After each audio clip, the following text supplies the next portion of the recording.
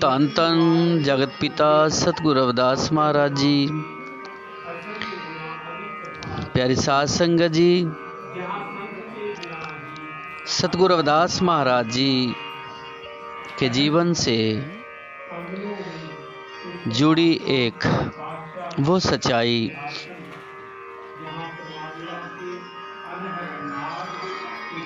आप सबके सामने चर्चा के लिए रख रहे हैं। कहते हैं कि सतगुरु रविदास महाराज जी का परचम उस समय चारों ओर गूंज रहा, चारों ओर सतगुरु रविदास महाराज जी की चर्चाएं हो रही। क्योंकि चर्चाएं उनकी होती हैं जो महान लोग होते हैं, महान कार्य करते हैं। चलते चलते चर्चाएं पूरे भारत के आसपास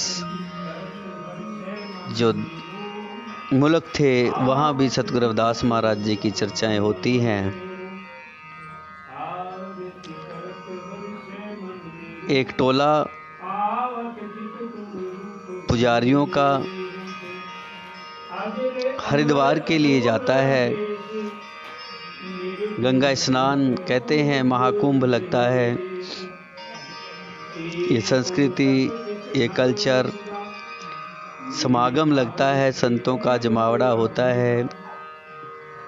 12 साल बाद, 6 साल बाद महाकुंभ, अर्धकुंभ। तो कुछ पुजारियों का टोला, पंडितों का टोला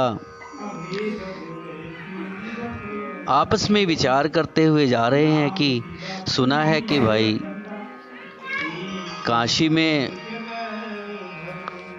कोई रविदास चमार काम तो जूतियां गांठने का करता है, लेकिन बहुत ज्ञानी है, विद्वान है, पहुंचा हुआ है। चलो उसके दर्शन करके आते हैं। और साथ में ये अपने जूते भी गंठवा लेंगे, क्योंकि सतगुरु रविदास महाराज जी को इसलिए भी जाना जाता है कि वो जाति से चमार हैं और चमार जूतियां गांठने का ही कार्य करते हैं। लेकिन सतगुरु रविदास महाराज जी जूतियों गांठने के साथ साथ उन्होंने अपनी वाणी में भी जिक्र किया है, चमरटा गांठना जनी लोग गठावें पनही, कि मैं जूतियां गांठना नहीं जानता, लेकिन फिर भी लोग कहते हैं, आते हैं जोड़े गठवाने के लिए। मैं लोगों को उस कुदरत के साथ जोड़ने का कार्य करता हूँ, लोगों को एक दूसरे के साथ जोड़ने का कार्य करता हूँ, प्रेम भाव सिखाता हूँ। तो सतगुरु रविदास महाराज जी के घर पर वो पंडित आ जाते हैं। सतगुरु रविदास महाराज जी उनको स्वागत करते हैं, बिठाते हैं। पंडित कहते हैं कि हमारा जोड़ा गांठ दीजिए, और हम जो है तीर्थ पे जा रहे हैं गंगा स्नान के लिए, इसलिए ये जोड़ा गंठवाने आए हैं कि रास्ते में कोई दिक्कत ना हो। तो सतगुरु रविदास महाराज जी ने उनका जोड़ा गांठ दिया, ठीक कर दिया, और बदले में पंडित जी उनको दमड़ी देते हैं। उस समय का रुपया, पैसा, धेला जो भी। तो सतगुरु रविदास महाराज जी वही दमड़ी पंडित जी को वापस दोनों हाथों से करते हैं कि भाई आप लोग जा रहे हो पंडित जी, मेरी भी ये भेंट गंगा को दे देना, पर एक शर्त है कि अगर गंगा हाथ पसार के ले तो देना, वरना भाई वापस ही मेरी दमड़ी मुझे लौटा देना, क्योंकि बड़ी मेहनत की कमाई है, हलाल की कमाई है, ऐसे ही फेंक के मत आ जाना।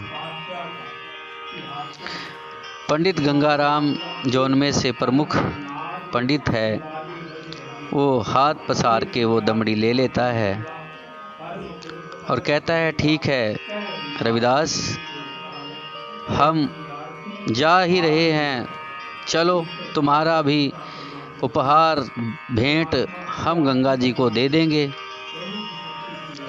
तो वो चलते हैं वहाँ से और चलते चलते कितने रोज़ में वो गंगा के घाट पर पहुँच जाते हैं। कहते हैं कि उन्होंने स्नान किया, स्नान करके वो सभी लोग भूल गए और वापस आ जाते हैं। 2-4 कोस आए थे कि पंडित जी को याद आया कि ओहो, हम भाई रविदास की दी हुई भेंट गंगा को नहीं दी है और बड़ी गलती हो गई, भारी गलती हो गई, चलो गंगा जी को ये भेंट दे आए। तो वो तीनों लोग कहते हैं कि भाई देख, ऐसा है, अब वापस हम तो नहीं जाएंगे, हम यहीं बैठते हैं, आप जाकर के गंगा जी को ये दमड़ी भेंट कर आएँ। गंगा भूखी थोड़ा है कि वो किसी के पैसे धेले की भूखी है। पता नहीं कितने लाखों करोड़ों रुपए लोग चढ़ाते हैं। अगर तुम्हें लगता है कि वो उस रविदास की दमड़ी की भूखी है तो भाई तुम ही चढ़ाओ, तुम ही दे आओ। तो वो तीनों लोग वहीं बैठ जाते हैं और ये गंगाराम पंडित वापस आकर के गंगा के किनारे पे खड़े होकर के कहता है कि रविदास ने दमड़ी भेजी है और ये भी कहा है कि हाथ पसार कर ले तो देना, वरना वापस ले आना। ये श्रद्धा की बात है और एक विश्वास की बात है। लेकिन सतगुरु रविदास महाराज जी श्रद्धा और विश्वास से ऊपर एक बात और करते हैं। वो बात है कि गंगा में लोग लाखों करोड़ों रुपए देते हैं, लेकिन ऐसे ही डाल करके आ जाते हैं।